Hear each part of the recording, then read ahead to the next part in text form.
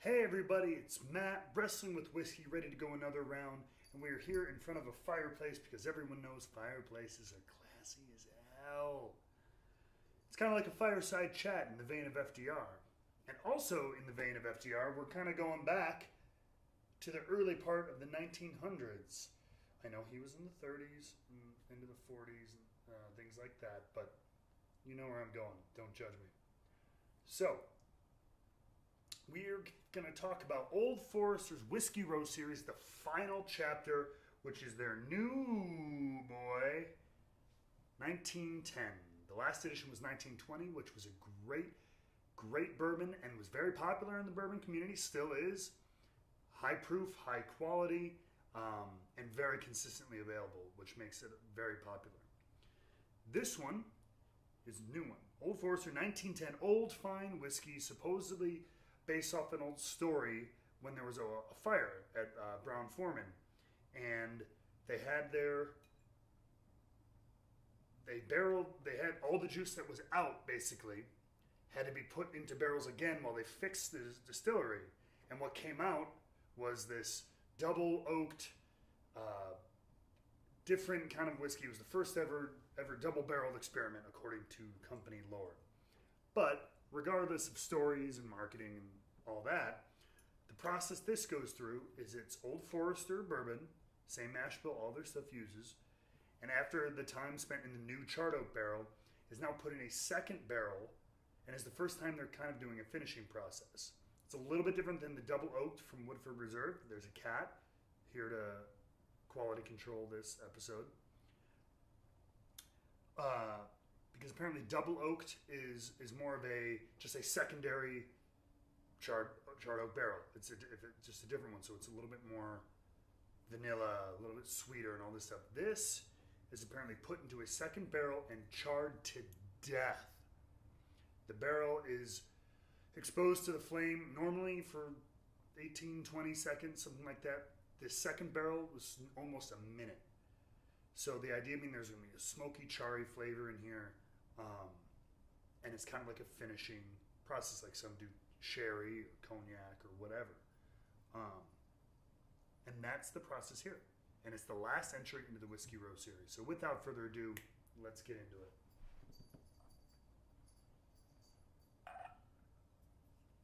it. Apparently the barrels could barely stand together after they were done being charred. So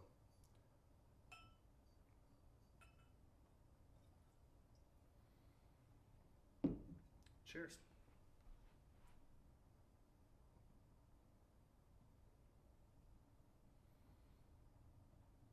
First off, nice color on there. Put it against the fire. Nice deep amber.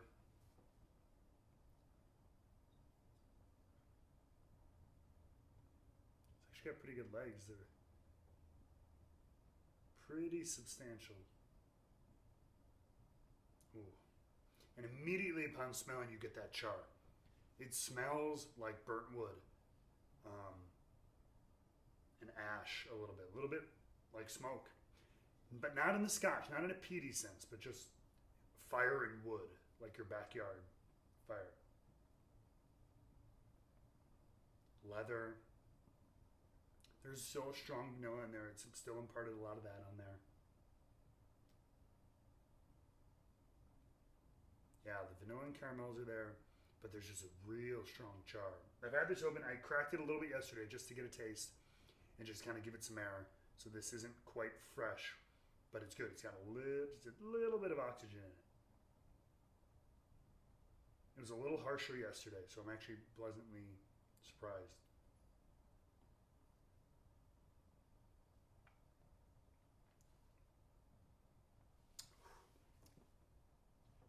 That is definitely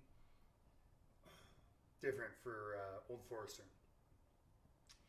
Again, when I was at the distillery, we tasted the current Whiskey Row series, from their standard to the Bottle and Bond to the 1920. And they all had this kind of sweet banana-y flavor that just changed with varying amounts of oak and everything from the different bottlings. And, sweeter, darker, etc.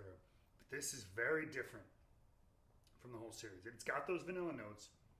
I don't get a lot of the banana that I get in most Old Forester products. And that char is definitely there. You put your nose in it, and there's blackened wood. And ash flashes through your brain.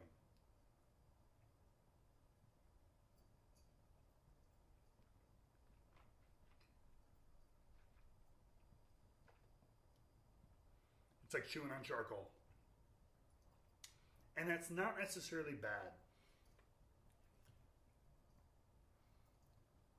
It sounds terrible, right? You're chewing on charcoal, like this gross, dirty, smoky thing. But like, it's definitely, it's probably the least sweet I've had of them. I feel like this, I don't smoke cigars, but I feel like this might be really good with a cigar. Not that I buy into cigar blends or any of that BS, but it's just like I said, it's like charcoal. It's like wood charcoal.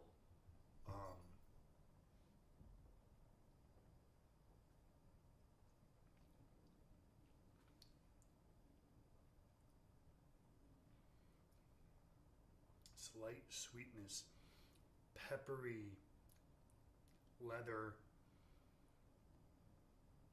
and smoke.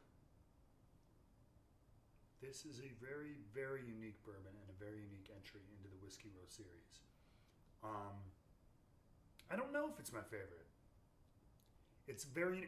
I need to be in a specific place to try it, or be in the mood to try something different. If I want to drink a regular bourbon, I'm probably not going to reach for this. But with that in mind,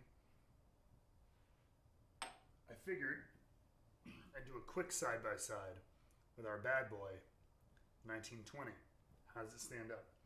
Now, I've had a lot of 1920. I haven't had it in a while, though. So,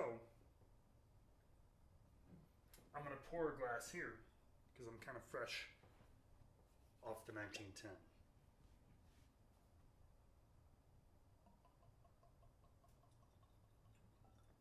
Now, the 1910 will stand out in a crowd. So I think it's one of those ones, if you did the whole line blind, you're going to smell that 1910 from a mile away. Now, here we are, this whole, back to that sweet, dark bananas, leather, spice.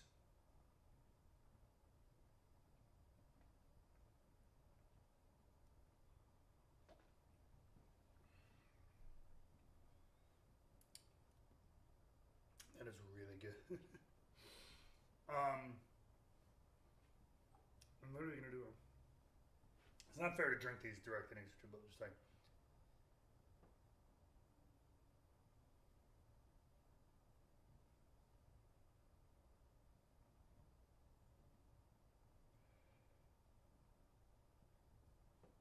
This has a unique. This is unique. They're both good bourbons. I think I like the 1920 a little bit better, if I'm being honest.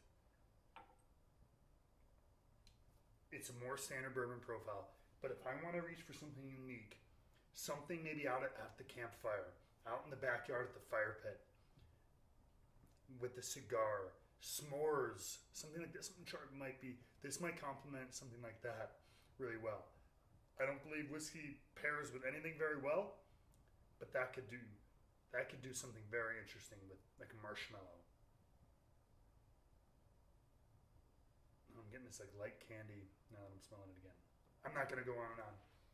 Old Forester, 1910, old fine whiskey, super charred, super smoky, almost like charcoal. It's very, very unique. I would say if you're a fan of the 1920, if you're a fan of the Whiskey Row series, I would say pick this up. If not, if it's at your bar, I would absolutely try it because it's unique. And it's something very different, probably for you and for Old Forester.